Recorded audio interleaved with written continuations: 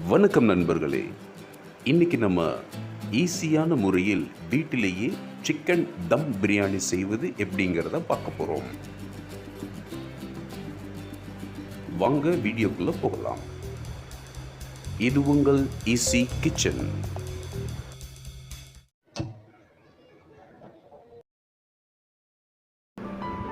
இப்போது குக்கரில் தேவையான கடலெண்ணெய், நெய் சேர்த்துக்கிறேன். அதோட தேவையான மசாலா சேர்த்துக்கலாம். மசாலா நல்லா பொரிஞ்சதும் மீடியம் சைஸ் வெங்காயம் 2 கட் பண்ணி வச்சுருக்கேன், அதையும் சேர்த்து வதக்கிக்கலாம். வெங்காயம் வதங்குற டைமில் 2 டம்ளர் பாஸ்மதி ரைஸ் எடுத்திருக்கேன். அதை நல்லா கழுவி சுத்தம் செஞ்சு 20 நிமிஷம் ஊற வச்சுக்கலாம். இப்போது வெங்காயம் பொன்னிறமாக வதங்கிருச்சு. அதோட 4 பச்சை மிளகாய், 2 மீடியம் சைஸ் தக்காளி, அது வேகிறதுக்கு கொஞ்சமாக உப்பு சேர்த்து வதக்கி விட்டுக்கலாம். அதோட கொத்தமல்லி 1 கைப்பிடியும் புதினா 1 கைப்பிடியும் சேர்த்து வதக்கிக்கிறேன். இப்போது இஞ்சி பூண்டு பேஸ்ட்டு கொஞ்சமாக சேர்த்து வதக்கிக்கலாம்.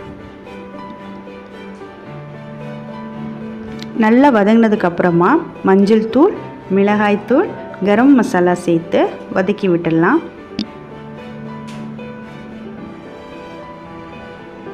மசாலா நல்லா வதங்கினதுக்கப்புறமா தேவையான தயிர் சேர்த்துக்கலாம்.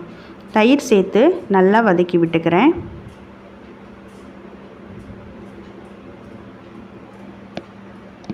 மசாலா நல்லா வதங்கி எண்ணெய் பிரிஞ்சு வர சமயத்தில் நம்ம க்ளீன் பண்ணி வச்ச சிக்கன் சேர்த்துக்கலாம்.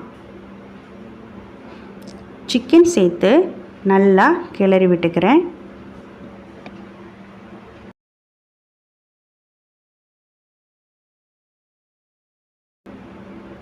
சிக்கன் வதங்கிறதுக்கு தேவையான உப்பு இந்த டைமில் சேர்த்துட்டோன்னா சிக்கனில் நல்லா உப்பு சேரும், இல்லைன்னா உப்பு சேராது. அதனால் உப்பு சேர்த்துக்கிறேன். சிக்கன் வேகிற டைமில் லெமன் பிழிஞ்சிக்கிறேன். லெமன் பிழியறதுக்கு முன்னாடி இந்த மாதிரி லெமனை நல்லா உருட்டி இந்த மாதிரி பண்ணிட்டோன்னா சாறு நல்லா கிடைக்கும். அதனால் அப்படி எடுத்து வச்சுக்கிறேன். இப்போது சிக்கன் வெந்துருச்சு. கொதிக்கிறது உங்களுக்கே நல்லா தெரியுது. நான் 2 டம்ளர் பாஸ்மதி ரைஸ் எடுத்திருக்கேன். அதே டம்ளரில் 2 டம்ளர் தண்ணி சேர்த்துக்கிறேன். தண்ணி கரெக்டாக சேர்த்தா தான் சாதம் நல்லா பொல பொலன்னு வரும். இப்போ தண்ணி நல்லா கொதிச்சிருச்சு. தண்ணி கொதிச்சிட்ருக்கும்போது அதோட பாஸ்மதி ரைஸ் சேர்த்துக்கலாம்.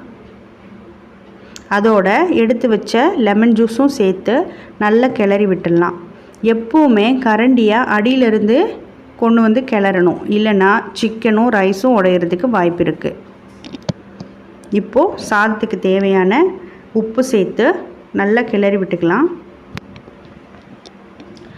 இப்போ மூடி போட்டு மூடி 5 நிமிஷம் கழித்து திறந்து பார்க்குறேன். நல்லா பபிள்ஸ் வருது. இந்த டைமில் தம் போட்டோன்னா கரெக்டாக இருக்கும்.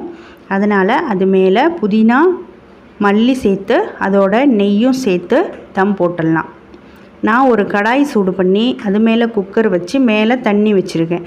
இந்த மாதிரி தான் நான் தம் போடுவேன். நீங்கள் எப்படி போடுவீங்களோ அந்த மாதிரி போட்டுக்கோங்க. இப்போது சாதம் நல்லா வெந்துருச்சு.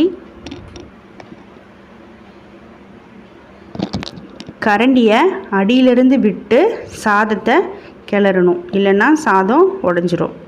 இப்போ நம்மளோட சிக்கன் பிரியாணி பொல பொலன்னு தயாராகிருச்சு. நான் அதை ஒரு பிளேட்டில் மாற்றிக்கிறேன். பாருங்கள், நம்ம பிரியாணி எவ்வளோ சூப்பராக வந்திருக்குன்னு. சாதம் குலையலை, சிக்கன் உடையலை, நல்ல பொல பொலன்னு வந்திருக்கு. இந்த மாதிரி நீங்களும் வீட்டில் அருமையான பிரியாணியை ட்ரை பண்ணி பாருங்கள். மேலும் இதுபோல் சமையல் வீடியோக்களுக்கு எங்களோட சேனலை சப்ஸ்கிரைப் பண்ணுங்கள். இதை வீட்டில் சமைச்சு பார்த்து இதோட டேஸ்ட் எப்படி இருக்குன்னு கமெண்ட் பண்ணுங்கள், லைக் பண்ணுங்கள், ஷேர் பண்ணுங்கள். Thank you so much.